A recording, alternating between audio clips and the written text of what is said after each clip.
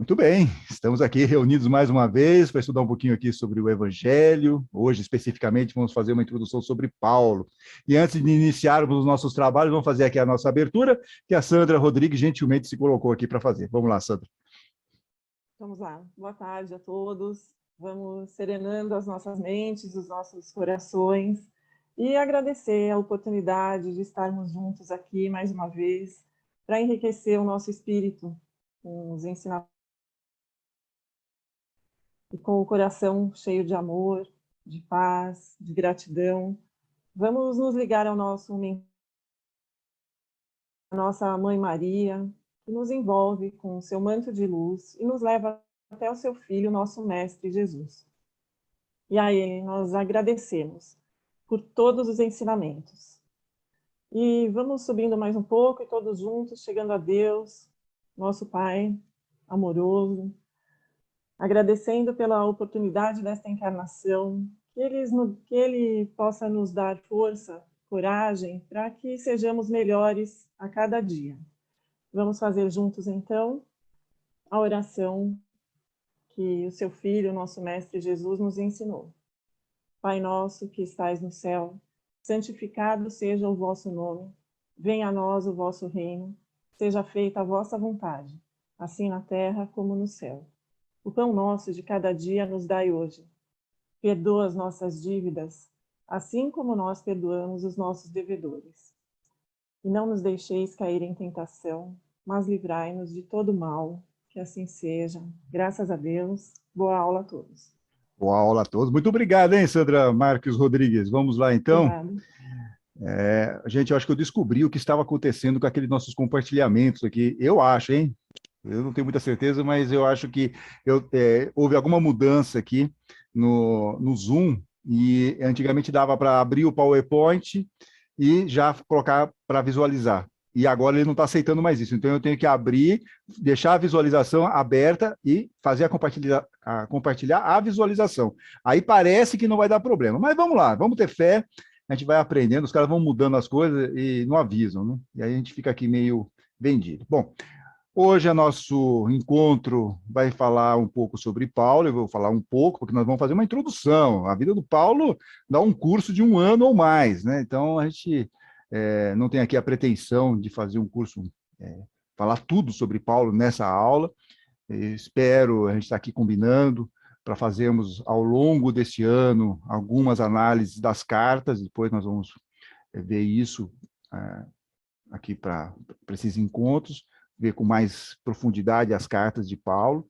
Então, hoje aqui é mais uma introdução mesmo. Vamos entender um pouco quem foi Paulo, o que ele fez, qual a importância de Paulo aqui para nós. Vamos tentar aqui compreender um pouquinho esse importante personagem do cristianismo. E antes de nós começarmos, eu só quero chamar a atenção para vocês. Toda semana tem podcast.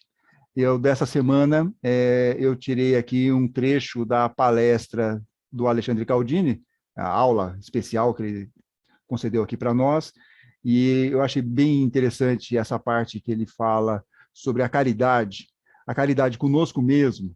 E como é que é a caridade conosco mesmo? É fazermos a nossa transformação moral.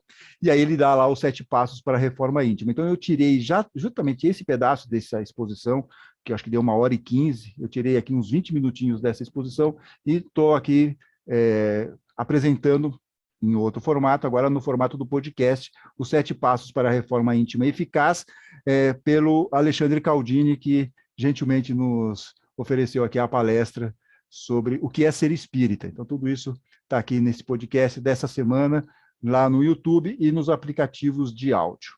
Bem, vamos lá. Então, Paulo, uma introdução. O que nós vamos falar hoje aqui sobre Paulo? Só para vocês terem uma ideia. Vamos falar um pouco das datas, rapidamente, só para a gente ter um contexto aqui cronológico.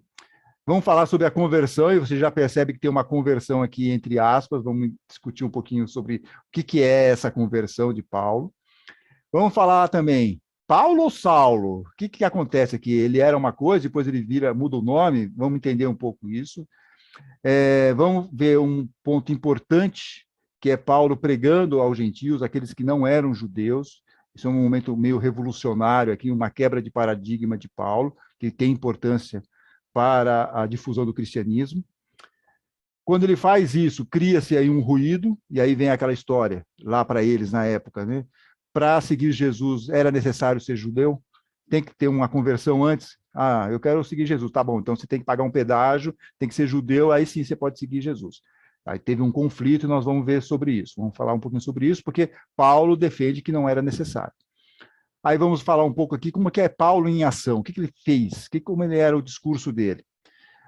Vamos falar um pouco também sobre a saída dele para a Europa. Ele vai para Macedônia e Grécia, isso também tem um reflexo importantíssimo na difusão do cristianismo. E ele, obviamente, escrevendo cartas, também é outro momento importante, inclusive os documentos mais antigos do Novo Testamento são de Paulo. Né? Paulo nos legou isso, acho que ele nunca imaginou que essas cartas que ele escrevia por aí, um dia essas cartas fariam parte de algo que estivesse dentro da Bíblia, dentro do Novo Testamento. Mas essas cartas elas são muito importantes aí para nós.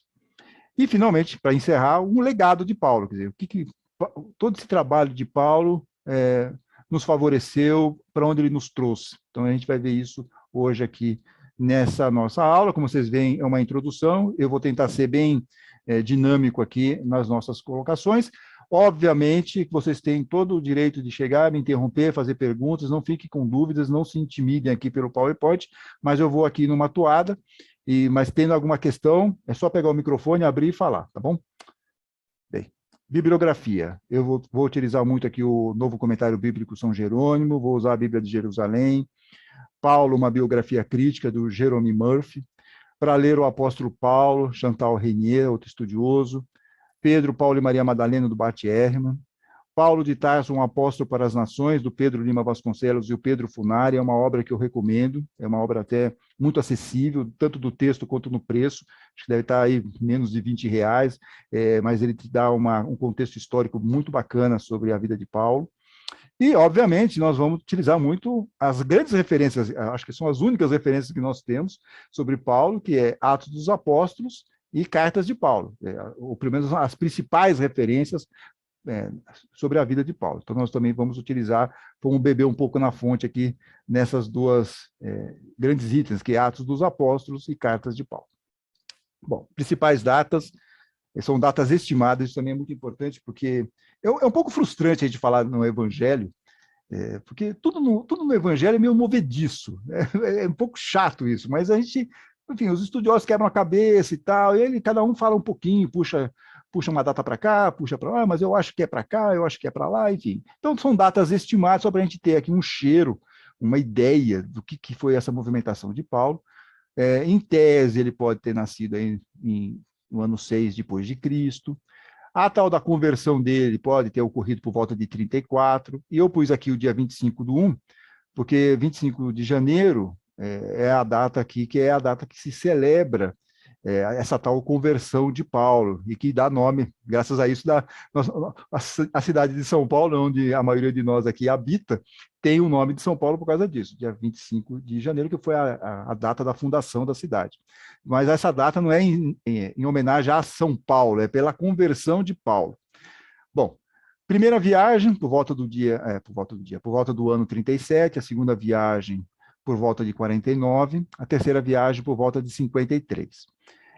A morte dele, muitas dúvidas, mas pela tradição, ele teria sido morto na época de Nero, lá em Roma, aí também por volta de 67, não há certeza sobre isso, ninguém garante, mas a tradição acaba colocando a morte de Paulo e de Pedro em Roma na época de Nero, a tradição. Mas os historiadores não encontram nenhum vestígio disso, não conseguem estimar isso de uma forma coerente, e Atos dos Apóstolos não nos ajuda muito com isso também, porque eles não encerram.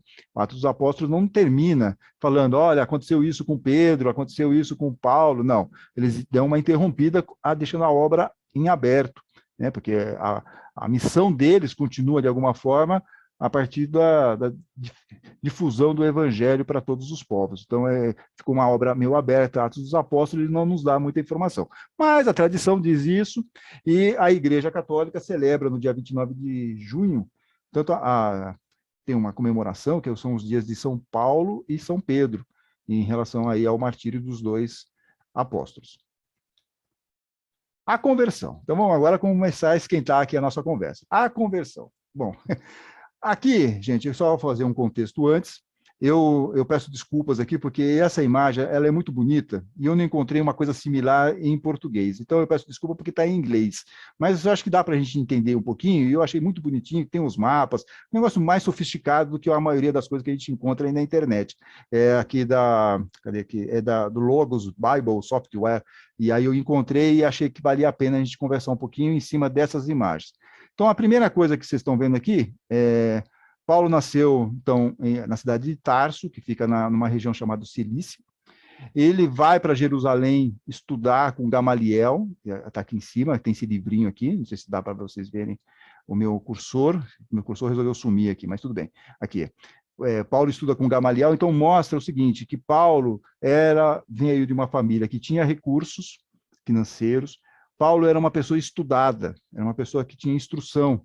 Então, ele tinha condições de escrever, tanto que não é por acaso que o único documento que nós sabemos que tem uma autoria definida é Paulo. Ele escreve lá as cartas dele em grego, e é esse material que chegou até nós. Então, Paulo é o único autor que nós temos certeza. Ó, Paulo escreveu essas cartas aqui. Não todas as cartas, nós vamos ver daqui a pouquinho, não são todas as cartas que foram escritas por Paulo, mas pelo menos 7 delas são de Paulo, e isso mostra o alto grau dele de instrução, coisa que não era comum na época. Isso também é muito importante. Bem, a trajetória de Paulo, vocês estão vendo que tem uma pessoa que está sendo apedrejada aqui embaixo, não é para chocar vocês, isso aqui é Estevão. Então, no Atos dos Apóstolos, mostra que Paulo meio que concordou com aquele apedrejamento, mas não dá muito detalhe se ele participou ativamente ou não, só ficou lá e concordou com aquilo, porque Paulo era contra qualquer indício, qualquer fala de que Jesus era o Messias. Ele não concordava com isso, ele achava aquilo um absurdo e achava que tinha que ser essas pessoas, que normalmente eram judeus, não podiam falar uma coisa dessa e tinham que ser perseguidos, presos, enfim. E ele começa a fazer essa busca e apreensão desses judeus que estavam se bandeando para o lado de Jesus. Ele achava isso um absurdo, era uma coisa de uma heresia, e ele tinha que ser, e ele se colocou para defender essa questão no judaísmo.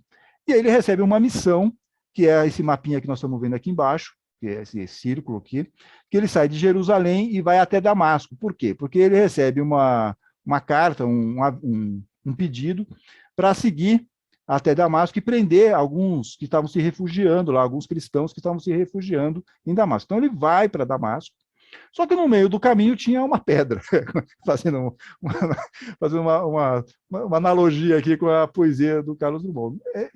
Aconteceu o quê? Acontece, e isso está relatado em Atos dos Apóstolos. Paulo, então, tem lá um encontro com Jesus, que nós vamos ver aqui, deixa eu só colocar aqui, em Atos dos Apóstolos, capítulo 9, e isso na versão do narrador. Depois Paulo conta no capítulo 22 e no 26, ele dá essa própria versão desses acontecimentos, que não muda muita coisa, mas o grosso é isso. Quer dizer, ele estava lá na estrada de Damasco, estava se aproximando de Damasco, e aí ele subitamente vê uma luz vinda do céu, envolveu Paulo lá na claridade, e aí ele cai por terra. Ouviu a voz que ele dizia, Saul, Saul, ou Saulo, Saulo, depende da tradução. Por que me persegues? E aí Paulo pergunta, quem é, Senhor? E a resposta, eu sou Jesus, a quem tu está perseguindo. Mas levanta-te, entra na cidade e te dirão o que deves fazer. Então aqui mostra que há um momento de uma virada, de um entendimento, acontece algo místico com Paulo, que ele faz... O Atos dos Apóstolos faz questão tanto de trazer esse relato, como depois repetindo por Paulo mesmo, Paulo fazendo declarações, falando como que aconteceu esse encontro dele com Jesus.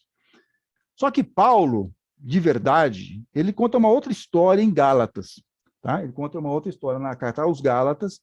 Ele não faz conta essa historinha toda, curiosamente, ele fala outras coisas. Ele fala que o evangelho que ele anuncia, ele não recebeu de ninguém, nenhum ser humano passou para ele, nenhum discípulo, nenhum apóstolo passou para ele, ele recebeu direto de Jesus Cristo. Houve uma revelação, outra questão mística que ele está colocando aqui. Ele recebe essas instruções por meio de Jesus. Como isso acontece? Ele não fala. Então, ele só fala que houve uma revelação. E diz mais, nessa mesma carta aqui aos Gálatas, ele fala o seguinte, que Deus, né, o escolheu antes mesmo dele nascer e o chamou para servi-lo. Então, ele está dizendo que essa era uma missão que Deus confiou para ele. E quando ele resolveu revelar para mim o seu filho, a fim de que anunciasse aos não-judeus a boa notícia a respeito dele, então Deus deu essa missão para ele, de levar a palavra, de fazer a conversão aos gentios. Paulo diz o seguinte, olha, como eu recebi a mensagem de Deus, eu não fui pedir conselho a ninguém, Deus me deu essa informação. E todo o evangelho que eu prego, eu recebi diretamente de Jesus. Então, essa aqui é a ideia que Paulo nos coloca, e é dele, então é ele escrevendo, é uma carta que é considerada uma carta de Paulo. Então, Paulo dá essa interpretação, ou conta essa história aqui, em relação a essa mudança dele de ideia, como que isso pôde acontecer. Aí vem o problema, quer dizer, ele realmente sofreu uma conversão, ele deixou de ser judeu e passou a ser cristão, porque conversão é isso, né, gente? É a pessoa torce para o time A, e aí ele abandona o time A e começa a torcer para o time B, perfeito? Paulo fez isso? Não, Paulo não fez isso. Paulo continuou sendo judeu até os últimos dias da vida dele, tanto que ele vai ser preso, um dos últimos atos dele, deixa eu só apontar o Luiz aqui, que parece que ele saiu.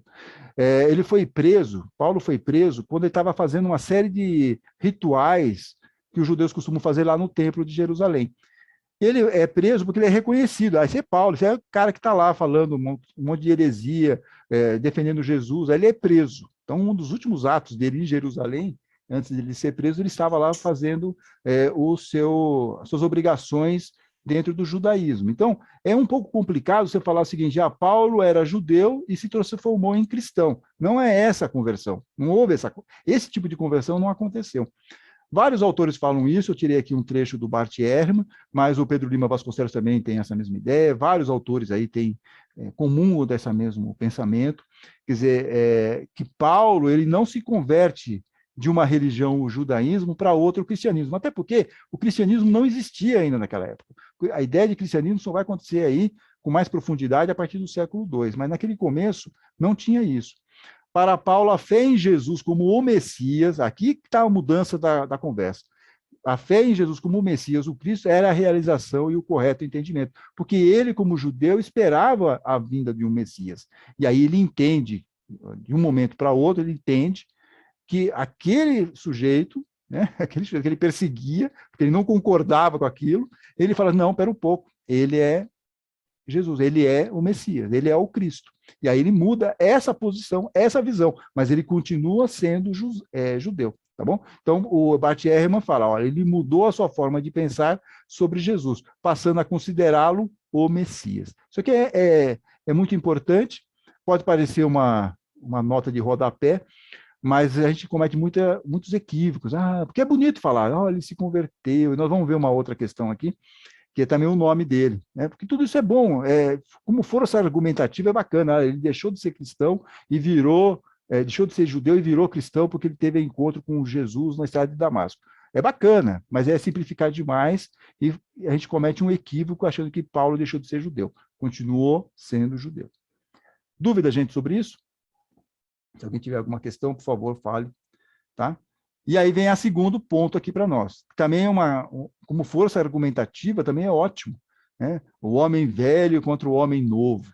Saulo deixa de ser Saulo quando ele se converte ao cristianismo e passa a se chamar Paulo.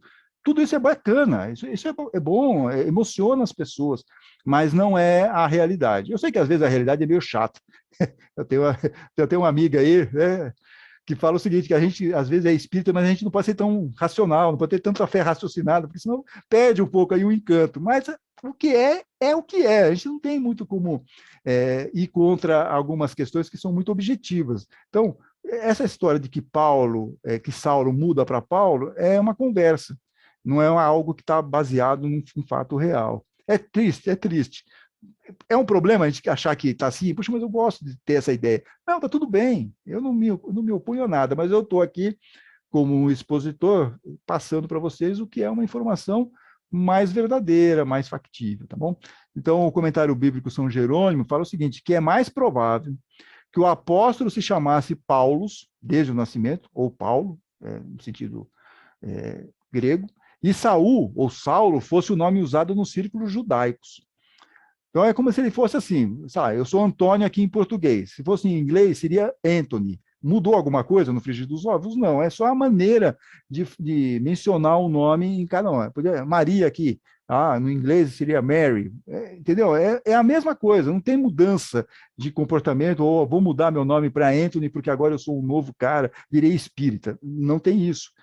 Não tem isso, o nome é o mesmo, só que em línguas diferentes. Né? E aí a Bíblia fala o seguinte, o comentário bíblico São Jerônimo fala o seguinte, muitos judeus da época tinham dois nomes, um semítico, ou seja, judeu, Saulo, e outro grego-romano, Paulo. O que o comentário bíblico está nos dizendo que não há nenhuma evidência de que Saulo tenha sido mudado para Paulo, por ocasião da sua conversão. E aí eles falam uma outra coisa interessante aqui, que Saulo ainda é utilizado em Atos mesmo após esse evento. Então, só para mostrar que não é uma coisa assim tão taxativa, tão fora. Agora Paulo muda de nome porque ele se converteu. Aí em Atos ainda continua utilizando o nome Saulo, e a gente pode ter um milhão de justificativas para isso, até porque a gente não sabe como foi escrito esse material todo, então você pode ter tido outros autores, ou a pessoa esqueceu que tinha mencionado uma coisa, enfim, tem meio problemas, mas é relevante aqui a gente entender que num momento aí no Atos dos Apóstolos, essa questão, Saulo continua sendo utilizado, a expressão Saulo, né, o nome Saulo continua sendo usado. Mas é aquilo que eu falo para vocês, querem acreditar que houve essa mudança? Tudo bem, não temos muito como encontrar maré em relação a algumas coisas, mas factualmente, e é a nossa função aqui, é trazer essa história de um jeito factual, mais próximo aí da questão histórica, então não houve essa mudança. Bem, vamos agora aqui para uma parte que é fundamental, que começam as viagens de Paulo. Perfeito? Começam as viagens de Paulo e ele vai iniciar, na primeira viagem, ele já rompe um paradigma que ele vai pregar aos gentios. Né? Nós vimos, inclusive, aquela questão que ele colocou em Gálatas. Então, o que acontece aqui? Paulo ele tem aquela revelação em Damasco, aí ele vai um tempo para uma região que eles chamam de Arábia, que pode ser a Síria lá e tal, volta para Damasco, vai para Jerusalém. Em Jerusalém todo mundo tem medo dele, todo mundo é óbvio, né, porque ele estava perseguindo todo mundo até anteontem. Então, aí eles acham melhor o seguinte, Paulo, vai lá para Tarso, fica lá um tempo, lá fica numa quarentena, fica tranquilo lá, e uma hora a gente chama. E aí essa oportunidade chegou com Barnabé. Barnabé chamou, pediu para Paulo encontrá-lo em Antioquia, ou Antioquia da Síria, que era, na época, e por muito tempo, foi uma das principais referências cristãs, mais até do que Jerusalém. Antioquia era um polo irradiador aí, importante, concentração de cristãos, ou de seguidores de Jesus, e mais para frente, então, Antioquia vai ser aí a meca aí do cristianismo nos primeiros séculos. Então, Paulo sai aqui, nós vamos aqui em Antioquia, tá vendo? Antioquia antigamente era na Síria, hoje essa região fica na Turquia. Então faz aqui uma viagem até Chipre, vai ele, Barnabé e João Marcos. João Marcos, que muitos dizem que pode ter sido o autor depois do Evangelho de Marcos, mas João Marcos não aguentou a parada, não aguentou essa viagem, pediu para sair, e deixou então Barnabé e Paulo sozinhos. Eles seguem aqui, entram no continente, nessa região aqui que hoje é a Turquia, vão para Antioquia da Pisídia, isso é importante. Puxa, então, outra Antioquia, mas essa aqui da Pisídia, nós vamos ver que tem uma importância, porque é aqui que Paulo decide que não vai mais ficar falando só para judeus, ele também vai falar para os gentios. Então, nós vamos ver por quê. Aí ele passa para a cidade de Icônio, ele e Barnabé vão para Icônio, vão para Listra e Derbe. E Icônio e Listra, vocês estão vendo que tem umas imagens aqui? Então, aqui embaixo, Paulo e Barnabé fugindo de serem apedrejados em Icônio. Saindo aqui, a vida não era fácil, gente. Mas em Listra, Paulo não teve sorte. Paulo foi apedrejado mesmo e deixado para morrer. Apedrejaram, ele caiu, ficou caído lá e depois ele levanta, como se nada tivesse acontecido. Mas não era fácil ser missionário naquela época, não. Foi apedrejado pelos judeus que achavam tudo que eles estavam pregando uma heresia, tá bom? Então ele começa aqui, e Antioquia é a grande momento de Paulo, porque ele estava pregando aos judeus, aí houve lá mais um desentendimento, os judeus criticam, não aceitam a palavra de Paulo, e aí Paulo e Barnabé, está lá em Atos dos Apóstolos, capítulo 13, versículo 46, falam com a franqueza para todos eles: olha, era preciso que a palavra de Deus fosse anunciada a vocês, judeus, em primeiro lugar, claro. Começa com vocês aqui, porque se já acreditam em Deus, então já também até facilita o discurso.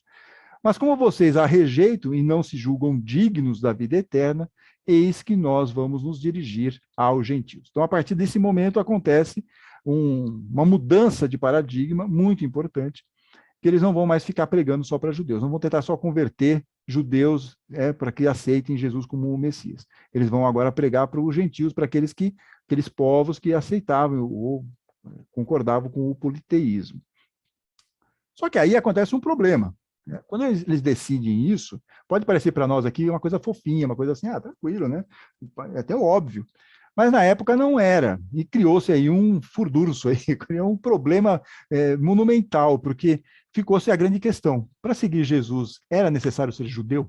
Precisa ter uma conversão? Então o cara seguia lá, era gentil, seguia lá todos os seus outros deuses, mas para seguir Jesus, ele teria que abandonar aquilo, mas antes passar pelo judaísmo. Então ele tinha que se converter ao judaísmo para depois seguir Jesus.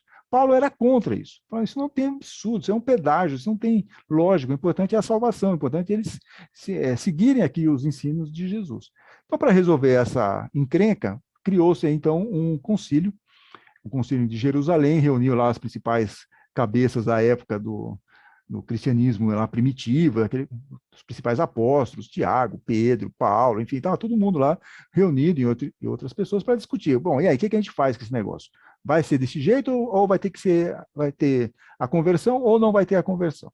Bom, teve lá uma série de discussões. Pedro, até no relato de Atos dos Apóstolos, apoia Paulo, e Tiago então decide que tudo bem, então eles não vão precisar se converter ao judaísmo, mas para pedir para eles evitarem comida de ídolos, uniões ilegítimas, carnes de animais sufocados, sangue, enfim, tem lá aquelas restrições alimentícias, e ele pede, então, que os gentios que forem seguir Jesus a partir daquele momento não precisam ser judeus, mas precisam ter aí algumas restrições nessa parte alimentar. Tudo bem, todo mundo saíram lá, cantaram o Iá de Word juntos, ficou uma coisa maravilhosa, bacana, mas na prática isso acabou não sendo bem assim, porque teve muitos cristãos que estavam seguindo lá, eram judeus, estavam seguindo Jesus, e que a gente vai chamar aqui de judaizantes, esse é o termo. Eles não aceitavam isso, não aceitaram, e muitos acham que até eram estimulados por Tiago. Muitos historiadores acham que Tiago, que era o irmão de Jesus e que assume a comunidade de Jerusalém após a morte de Jesus, e isso tem um sentido prático. Muitas pessoas acham assim: puxa, por que não Pedro? Porque Pedro não era da família de Jesus. Então, quando Jesus parte, né, desencarna, quem tem que assumir é um membro da família. Isso é da época, é da questão. Então, Tiago, que era o irmão de Jesus, assume a comunidade em Jerusalém. Então, por isso que não foi Pedro. Só que parece que Tiago meio que resolveu lá, fazer: olha, vão lá e continuem pedindo para o pessoal se converter ao judaísmo. E aí esses caras saem e vão meio assim na cola de Paulo. Pode ter sido uma maldade aí dos historiadores, mas o fato é que teve aí um povo judaizante que começou a desmentir Paulo, seguindo aí onde Paulo estava indo, e pedindo para o pessoal se converter ao judaísmo primeiro. E aí Paulo, sabendo disso, faz uma carta furimbunda, que é a carta aos Gálatas, uma terceira ou quarta carta que ele faz, que ele escreve, ele mandando para o pessoal, para as comunidades na Galácia, reclamando daquilo, falando: poxa, mas nós temos um acordo, teve isso, eu não estou aqui falando de alegre, aí eu viro as costas e você já se converte ao judaísmo, isso não faz muito sentido. Então, só para vocês entenderem que foi bacana o Concílio de Jerusalém, mas, ao mesmo tempo, as consequências práticas não foram exatamente aquilo que se esperava. Bom, Paulo em ação. Paulo em ação é o seguinte, quer dizer, ele criava comunidades, isso não era uma exclusividade dele como missionário, ele criava as comunidades, mas ele tinha uma questão que eu acho que é fundamental, principalmente quando você olha o Apocalipse. Porque no Apocalipse, no começo do Apocalipse, tem 7 cartas para 7 comunidades. E se você vai ver as 7 comunidades, são todas as comunidades que Paulo fundou, ou pelo menos a grande maioria delas. Então, mostrando o seguinte, que o trabalho missionário de Paulo tinha raiz, tinha força, Ele não era simplesmente um cara que ia lá e montava uma comunidade e tudo bem, tchau. Não, ele continuava, ele ficava alimentando, ele ficava de olho, ele escrevia lá as cartas, ele estava sempre observando. Ele vai fazer mais 2 viagens para passar, sempre fazia questão de passar pelas comunidades, ver se estava tudo bem. Então, ele, como um missionário, ele criava as comunidades, mas essas comunidades, elas perseveraram. Então, eu acho que isso também é uma coisa bacana para a gente falar de Paulo. Outra curiosidade sobre Paulo, quer dizer, ele trabalhava, fazia tendas, ele tinha esse ofício, e ele fazia questão de utilizar onde ele parava, onde ele estava, ele criava lá uma tendinha, fazia as pregações dele enquanto trabalhava também e ganhava um dinheirinho para se sustentar na medida do possível, ou até ajudar quem de repente estava passando por alguma necessidade. Então, ele sempre estava pregando e trabalhando, ganhando seu próprio recurso. Obviamente, ele sempre fazia a crítica ao politeísmo, óbvio, não tinha como, ele estava sempre com esse foco de argumentação, principalmente aos gentios, para eles deixarem o politeísmo e abraçarem o Deus único. Ele apresentava Jesus como o Messias e contava sempre o caso da ressurreição. Era quase automático. A crítica ao politeísmo, apresentando Jesus assim como o escolhido, o Messias, o Cristo, e a ressurreição de Jesus.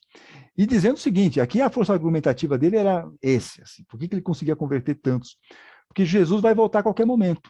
Ele falou isso na primeira carta aos Tessalonicenses, nós vamos ver aí no futuro, quando nós estudarmos essa carta, e, puxa, então, salve-se antes que seja tarde demais. Então, por isso que ele conseguia aglutinar as pessoas em torno dessa ideia forte, que Jesus vai voltar, e quando ele voltar vai ter o dia do julgamento, se você não se converter, você está lascado. Então, vai logo, salve-se antes que seja tarde demais.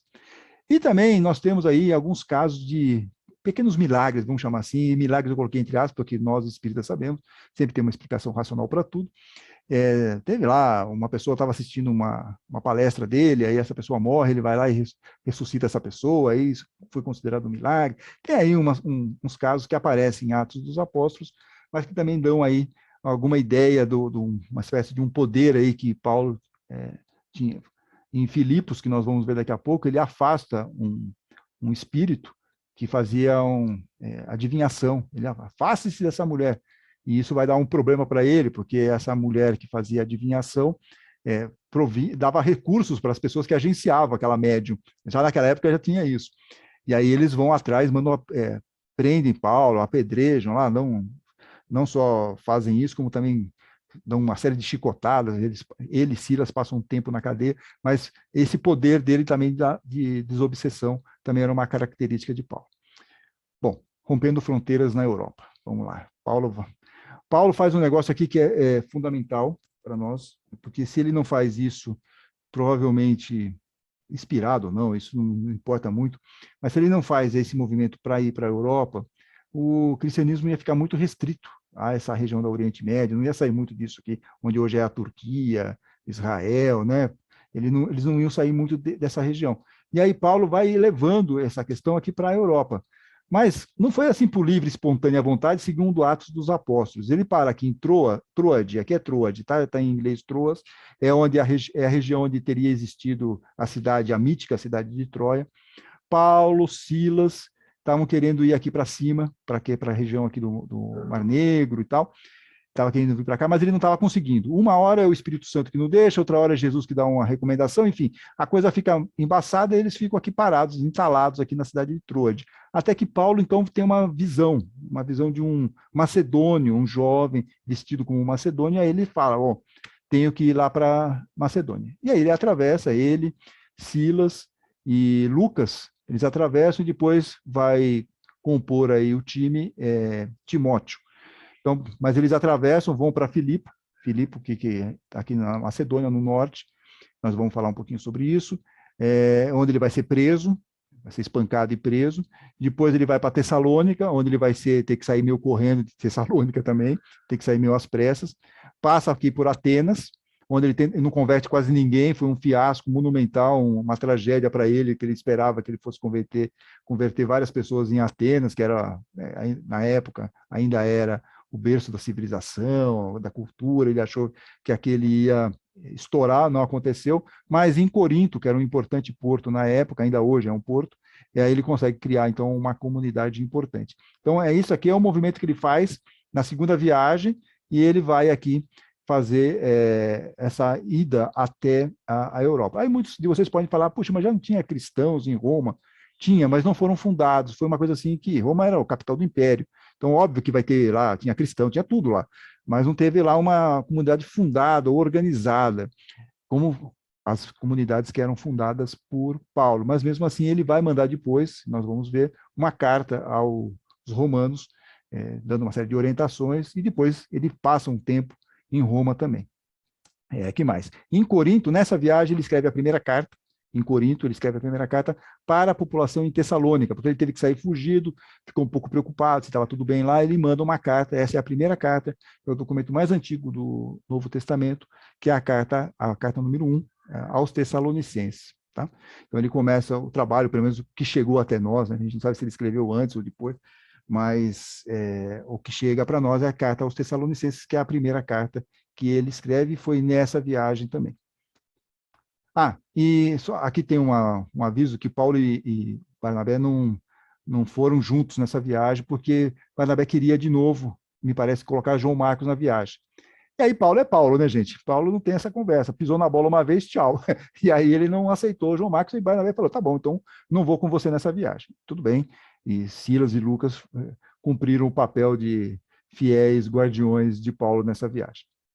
Tudo bem por enquanto, gente? Agora vamos falar um pouquinho só de Filipos. Em Filipos é interessante, porque era uma importante rota comercial, assim como Corinto. Então, são duas cidades muito estratégicas para a disseminação das informações sobre Jesus. Tá? Então, não é por acaso também que ele vai e funda isso. Tem a primeira conversão, e a primeira conversão na Europa é de uma mulher, que é Lídia, que era ela era uma espécie de uma tintureira, assim, ela tingia roupas, e ela vai ser a primeira pessoa também a tomar conta de uma igreja. Então, a primeira conversão na Europa foi de uma mulher, e essa mesma mulher vai tomar conta, vai comandar a igreja em Filipos, tá bom?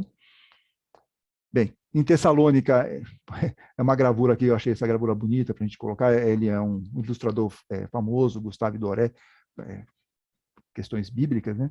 E aqui mostra Paulo, então, numa sinagoga lá em Tessalônica, pregando aqui para os judeus, nessa sinagoga, e obviamente vai dar uma confusão, e Paulo vai ter que sair correndo da cidade de Tessalônica. Mas ele continuou, quer dizer, por mais que ele continuasse fazendo a pregação, ou ampliasse sua pregação aos gentios, ele não deixou de fazer a pregação aos judeus. Bom, aí vem a terceira viagem, e aqui a terceira viagem ele aprofunda, ou pelo menos ocorre os principais escritos dele, ou a grande parte dos escritos de Paulo. Ele sai na terceira viagem aqui, de novo de Antioquia, vai, sobe, só que quando ele vai aqui para a cidade de Éfeso, ele passa aí pelo menos uns 3 anos, e boa parte das cartas que ele vai escrever sai daqui. Depois, uma boa parte também, acho que duas cartas, se não me engano, saem daqui. Uma carta, a segunda carta aos Coríntios vai sair dessa região aqui, da Macedônia, ele escreve para a comunidade em Corinto. E aqui em Corinto ele vai escrever, então, uma carta aos romanos, quase no finalzinho da viagem dele, quando ele está retornando, ele vai escrever aqui aos romanos, provavelmente em Corinto. Então, essa é a terceira viagem, vocês vejam que ele continua passando por praticamente as mesmas cidades que ele fundou, as comunidades e tal. Então, ele continua, ele sempre está lá vendo o que está rolando, e vai escrevendo as cartas. E em Efésios, ele escreve, cidade de Éfeso, Éfeso, estou vendo o S aqui. Na cidade de Éfeso, ele faz, então, escreve a maior parte das cartas. Como vocês podem perceber aqui, eu peguei aqui no comentário bíblico São Jerônimo, de novo, muito estimado, inclusive os lugares, mas aqui a gente vai tendo aqui um cheirinho. Então, a primeira carta aos Tessalonicenses, eu já falei, escrita em Corinto, e é a carta mais antiga, por volta do ano 51. Aí, em Éfeso, ele escreve, então, olha, 1, 2, 3, 4 cartas aos Gálatas, a primeira carta aos Coríntios, carta aos Filipenses e a carta a Filemon. No norte, lá na Macedônia, ele escreve duas cartas, mas que depois foram juntadas, pelo menos 2 cartas. Os historiadores acham até que pode ter 3 cartas, Coríntios 2, se fosse uma edição de 3, ou 3 cartas, pelo menos, que foram juntadas por alguém lá atrás, né? Pegaram as cartas, pegaram trechos e juntaram tudo, aglutinaram numa só, que ficou conhecida como segunda carta aos Coríntios. Mas, pelo menos duas partes dela, os historiadores sabem que uma parte foi escrita na Macedônia, ou em Filipos, ou em Tessalônica, e a outra nessa cidade aqui, Ilíria, que é uma cidade que hoje ficaria na Sérvia, lá, alguma coisa assim. Então, ele escreveu essa segunda carta aos Coríntios, então, em dois momentos, e Romanos, que foi escrita lá em Corinto ou Cencreia, e Cencreia é uma cidadezinha que fica perto de Corinto. Então, essa aqui são as cartas que nós sabemos, e nenhum historiador discute isso, que foram escritas por Paulo, essas cartas. Aqui, só para vocês terem uma noção do que é uma carta, um manuscrito da época, isso aqui é um trecho, um fragmento, como muitas vezes chega para nós. Obviamente, isso aqui não é um original, nós não temos um original de nada do Novo Testamento, nós temos cópias das cópias das cópias das cópias, e às vezes essas cópias vêm desse jeito. Então, vocês vejam que é um trabalho realmente bem complicado, essa questão aí das cartas, do material, o evangelho é a mesma coisa. Então, aqui só para vocês terem uma noção de que é, isso aqui é uma carta, um trecho, capítulo 4, versículo 12, da primeira carta aos Tessalonicenses, e aqui a carta aos Coríntios, a segunda carta aos Coríntios, capítulo 11, e reparem, porque assim, os pergaminhos desse material que eles utilizavam era muito caro, então eles tinham que aproveitar tudo. Então vocês vejam que a escrita, ela é praticamente uma letrinha encavalada na outra, é uma loucura você conseguir enxergar isso aqui, não só porque está em grego, não só porque está em grego, mas vocês vejam que não tem. Essa ideia de uma separação por versículo, por capítulo, isso vai acontecer muito mais para frente, tá? 1000 anos depois, praticamente, mais de 1000 anos, que aí começa, então, a ter essa divisão por versículo e depois por capítulo, tá bom? Só para vocês terem uma noção aqui de como era esse trabalho de escrita. Aqui, no caso, uma cópia de uma cópia de uma cópia de uma cópia, e assim vai, a gente realmente, infelizmente, perdemos esses originais. Autoria questionada, tá? Eles chamam aqui, bonitinho esse nome, Deuteropaulinas, ou seja, cartas que foram escritas após Paulo. E é óbvio que isso pode acontecer, não foi só com Paulo, outros também personagens, nós temos aí a carta de Tiago lá, carta de Pedro, tudo isso, carta de João, e pessoas que se colocam como Tiago, como Pedro, como João, porque são nomes que têm uma autoridade moral, assim como Paulo. Aí você quer mudar, as coisas são dinâmicas, a comunidade está precisando de uma mudança de pensamento, uma mudança de entendimento, e aí você se coloca, então, como esse autor e escreve lá uma carta. Essas cartas, elas têm uma importância, porque elas são cartas que muitas vezes têm lá ensinos importantes para nós, são cartas inspiradas, mas não são cartas de Paulo, tá bom? Então, aí entrariam nesse pacote aqui a segunda carta aos Tessalonicenses, Colossenses, Efésios, as duas cartas de Timóteo, Tito. Pus Hebreus no final, porque ainda há muita confusão, principalmente dentro do movimento espírita, que a carta aos Hebreus seria de Paulo. E não é de Paulo, e nenhum historiador fala isso, tanto que não é de Paulo, que as cartas de Paulo, não sei se vocês já perceberam, elas seguem por capítulos. Então, a maior carta abre, que é Romanos, depois vem para Coríntios 1, Coríntios 2, tudo por ordem de capítulos. Dentro desse critério, Hebreus teria que estar lá junto com Romanos, que era uma carta longa, e não é. Então, desde a formação do Novo Testamento, já tinham colocado a carta aos Hebreus à parte das cartas de Paulo, mas muitos ainda gostam de atribuir as falas da carta aos Hebreus a Paulo, mas isso é um equívoco, tá bom? Seria bom a gente ficar meio atento em relação a isso. Aliás, tem gente que fala que não é uma carta, é um sermão, e não é aos Hebreus, mas tem aí algumas informações que remetem a um Jesus sacerdote, como se Jesus fosse um sacerdote de um templo, né, e mais espiritual, então por isso que faz muita referência ao Antigo Testamento, por isso que fala aos Hebreus. Pode falar. Emmanuel defende que a carta é de Paulo. Emmanuel é um dos que defende que Paulo é o autor da carta aos Hebreus. Exatamente. Porque quando Emmanuel, Chico faz a psicografia, Emmanuel, a informação naquela época, por volta da década de 50, era um pouco isso, havia uma certa confusão em torno dessa questão, então era até um erro um pouco admitido. Então, por isso, talvez, pensando nisso, é que Emmanuel acaba escrevendo e dando essa informação como Paulo.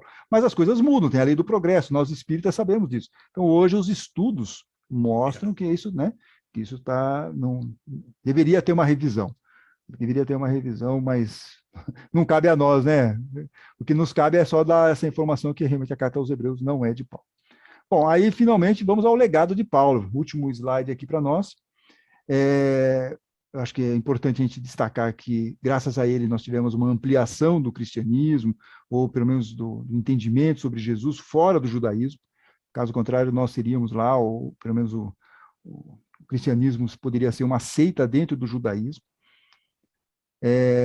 Outra coisa que é importante, essa expansão do trabalho missionário para a Europa, acho que isso a gente tem que bater muito, porque ele não só fundava essas missões, mas ele ficava atento, ele orientava, né? Então, eu acho que isso tem uma outra profundidade que gerou frutos, e principalmente em dois polos comerciais muito importantes, tanto em Filipos quanto em Corinto, ajudou a espalhar isso mais ainda.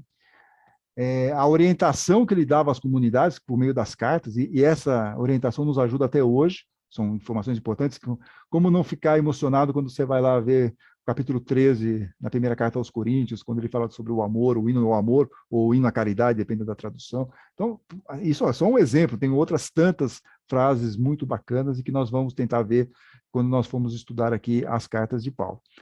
E eu acho que aqui, para nós, e acho que também é importante, quer dizer, ele é um exemplo de perseverança e fé. Vocês viram aqui que ele tomou pedrada, foi açoitado, foi preso, passou de tudo. Teve até, numa da viagem que ele vai para Roma para ser julgado, o barco dele afunda, sofre um naufrágio, por milagre ele escapa. Então, tudo, mas ele não perdia esse ânimo, não perdia essa fé. E eu acho até que esse foi a grande motivação, já que a gente está falando de Emmanuel aí, o Luiz tocou, acho que essa foi a grande motivação, e ele fala isso, Emmanuel fala isso no prefácio do livro Paulo Estevão. Por que ele escreveu esse livro? Porque ele achava que os cristãos, na época, quando ele escreve o livro Paulo Estevão, estavam muito acomodados. E aí ele fala, puxa, aqui é uma biografia romanceada, ou seja, tem fatos históricos, mas também tem muito romance, tem muita ficção.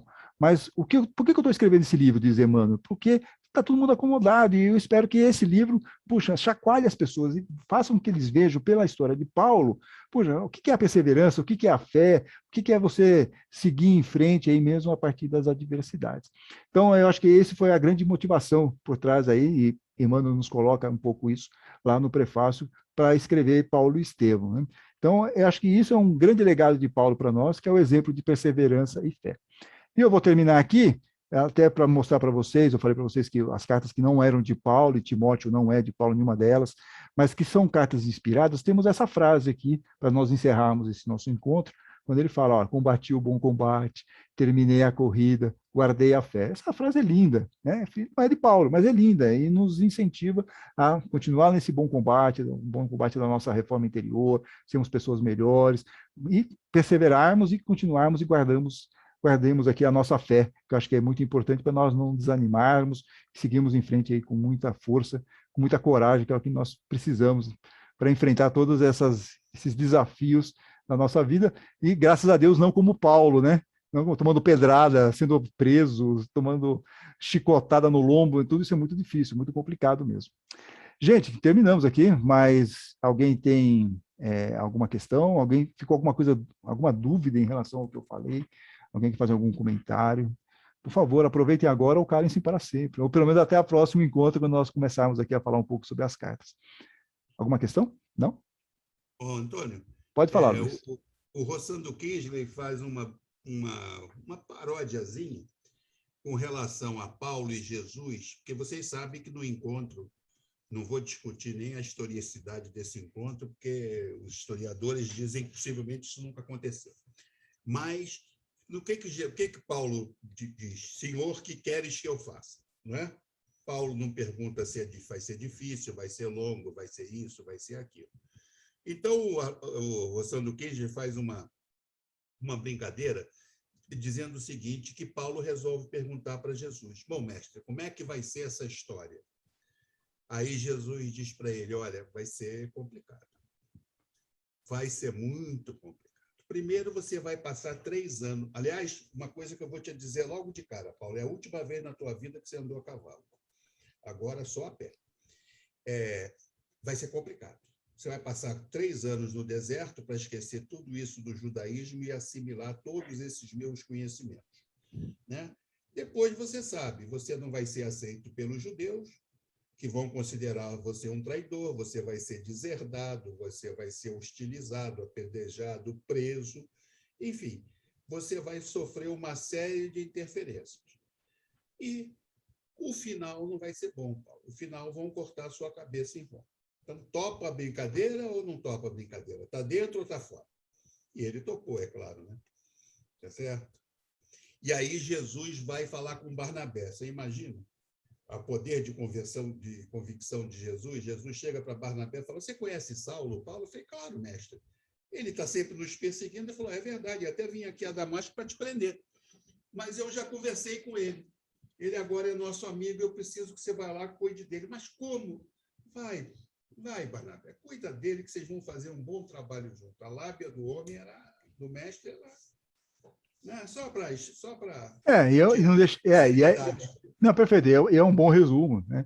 É um bom resumo disso. Eu não sei o que ele foi fazer lá no deserto, porque não tinha evangelho ainda, mas enfim, ele foi lá, ficou um tempo pensando, refletindo sobre o assunto, e depois voltou, ficou um pouco em Tarso, e aí seguiu Barnabé, o resgatou do limbo, e aí ficaram. Aí começou. Agora, assim a vida. Missão é missão, né? Missão é missão. Eu conversei com Barnabé que o homem tinha lábia mesmo, tinha um bom papo. Muito bom. Gente, nenhuma pergunta mesmo? Está todo mundo bem aí? Beleza. Luiz, já que você está com a voz, com a palavra, por favor, faça aquele nosso encerramento. Bom, vamos fazer só que a gente já está bem longe da hora, então vamos deixar no centro do recinto onde cada um está uma vibração representando o melhor do nosso amor para que o plano espiritual recolha e leve aonde for mais necessário. E sim, agradecendo a Deus, a Jesus, ao mentor do nosso trabalho, aos amigos do plano espiritual que nos acompanharam. Vamos a todos saudando, dizendo: Pai nosso que estás nos céus, santificado seja o vosso nome, venha a nós o vosso reino, seja feita a vossa vontade, assim na terra como no céu. O pão nosso de cada dia dai-nos hoje, perdoai as nossas ofensas, assim como nós perdoamos aqueles que nos têm ofendido, e não nos deixeis cair em tentação, mas livrai-nos de todo mal, que assim seja. Graças a Deus, um bom resto de semana a todos. Muito bem, gente. Muito obrigado. Até a próxima.